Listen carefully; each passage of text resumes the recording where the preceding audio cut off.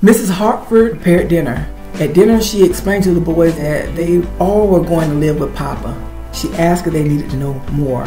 They agreed that they knew enough and were happy to follow her. She asked them to finish their meals quickly and to go and pack their bags. She instructed them to return as soon as possible.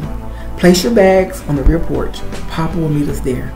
You must leave before Father returns. Only take the things you will miss most or you'll need immediately. Without a word, they left to pack.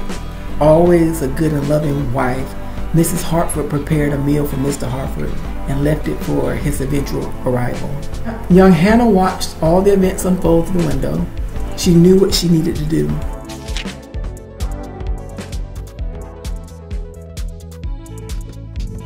Anxious and nervous to be with his family, Mr. Hartford headed home. He had such a good fortune at work.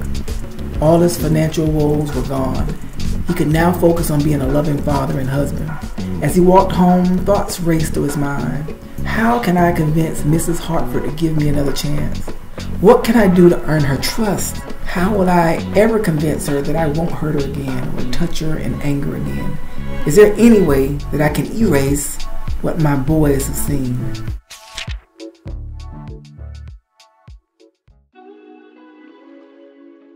At the entrance of his property, he saw his beautiful wife from afar. She was sitting alone on the front porch, pensively, with only a light shawl draped over her shoulders. She was staring up at the stars as if she was looking for guidance.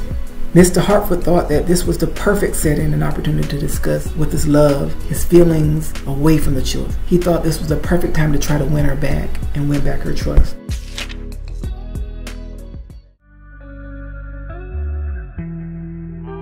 Good evening, love. I have great news to share with you. I've secured our fortune in this town. Love, I can keep the watch that you and the boys gave me so generously. I can take care of our family in a way that will make you and your father proud. It sounds like everything is perfect again. It will, love. It will.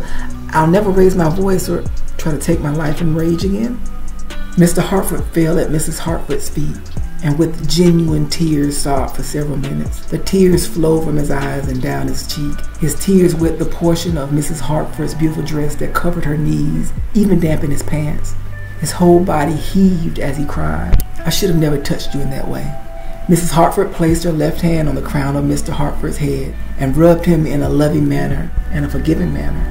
You and I have two beautiful boys, recreated with our love of family. Mr. Hartford, I don't know if I can ever trust you again. Mrs. Hartford paused several times as she searched for the words to express herself. I don't know if I can trust you again as I did before and in the exact way that I did before. I don't know. She paused again as she battled to hold back her own tears. I don't know if I'm being a fool for even considering it. I felt my life and breath escaping me. And I'm ashamed and mortified to say that I yielded when I knew I could not fight any longer. Mrs. Hartford paused. She rested her hand in one spot on Mr. Hartford's head. He had such thick and beautiful hair. This was one of the many reasons she fell in love with him. She raised his head with her fingertips at the base of his chin. Their eyes met. If the boys forgive you, I will try to trust you. I've prepared you a plate. Eat and then the boys and I will sit with you. Yes, I will. Mr. and Mrs. Hartford walked side by side on the porch toward the house's entrance.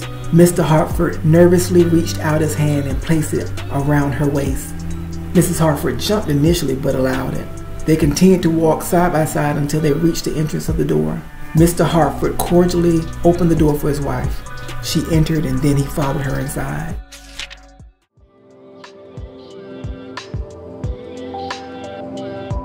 Everything was packed and Mrs. Hartford, Doug, and Jean awaited the arrival of the vehicle. They were nervous and quiet. Doug heard the door and saw his father and Hannah come inside the house. He saw his dad go to the kitchen table and seat himself, trying to keep his mom and brother distracted. He asked his mom about Papa and how long the trip would be. As Miss Hartford spoke to him, Doug stole glances of his father eating the meal his mom prepared for him. He looked at his dad pensively, then grabbed his mother's hand. She felt confident and strong in that moment. She knew that she was making the right decision for her family and for herself. I think we should walk to the end of the property and wait quietly for Papa. Dad will be here soon, and to avoid an unpleasant event, we should take ourselves out of harm's way. Doug's suggestion made perfect sense. They all quietly walked to the rear of the property.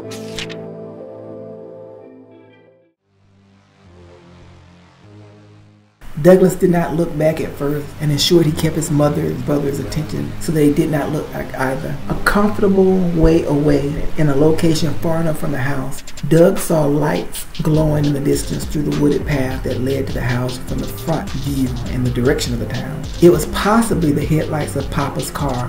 The lights were so far away and too far away to be sure.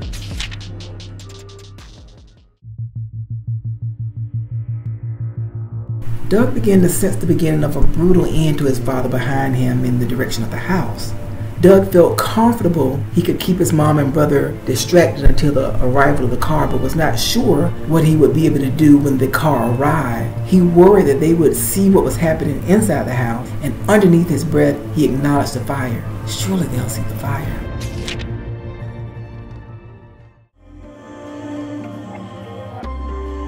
Inside the house, Mr. Hartford had finished dinner and was ready to see his boys and wife together.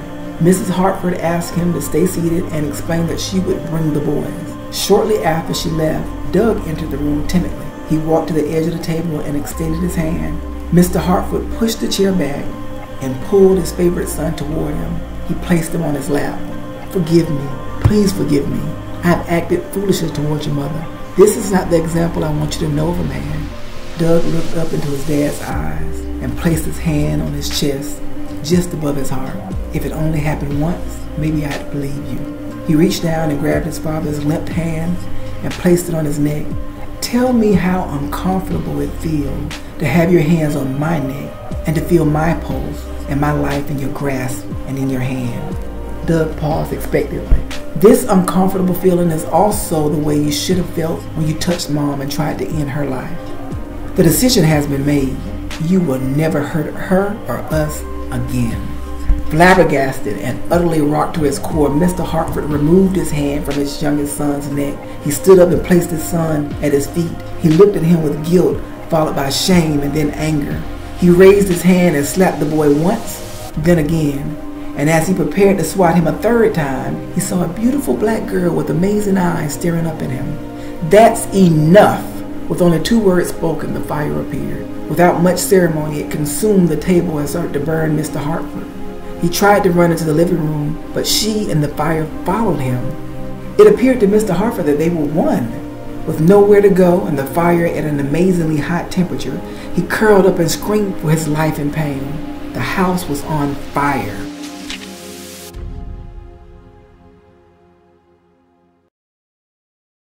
The scream could not be missed or mistaken. Mrs. Hartford and Jean heard and felt the scream. After a moment of utter powerlessness and fear, Mrs. Hartford refocused herself and ran toward the house. She entered the rear door and saw a figure standing near her screaming husband. The human shape appeared engulfed in the flame. Only the brilliantly clear eyes were completely distinguishable. "It is done."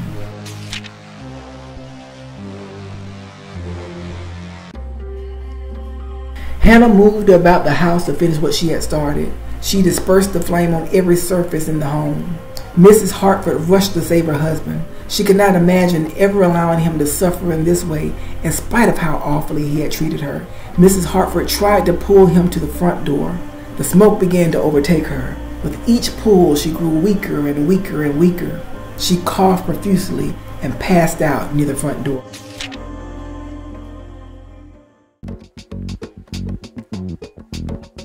Jean took off seconds after his mother and also entered the rear of the house. He watched his mother try to save his father. Before she went inside, he begged her not to. He had little time to act. His mother did not look like she was going to make it out of the house. Jean could hear the faint cries from his mother and called out to her. Realizing she was near the front, Jean exited the rear and ran to the front. He opened the door and saw that she was still alive, but also that she was clinging to a very dead and badly burned person, his dad. He pulled her hand and coughed from smoke inhalation. Because Mrs. Hartford would not let go of her husband's hand, Jean struggled to move her at all. Suddenly, the quickly and badly burning wood frame house gave in a horrible way. A board from the roof fell and fatally injured Jean. It struck him on his head.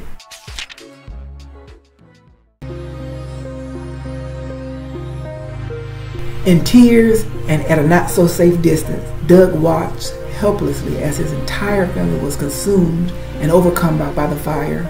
Young Hannah walked up to him and embraced him. She felt nothing. There was complete emptiness.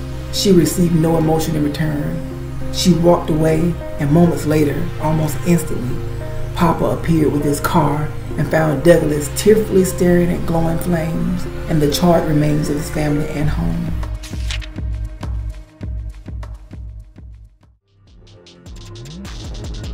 Douglas Hartford left town that night for his safety and protection, just as his mom intended, but he did so without his dear mother and brother. The memory of his father's final meal and his mother's and brother's heroic attempt to save her abuser would form the backdrop and the drive that propelled and tormented him in all the years that followed.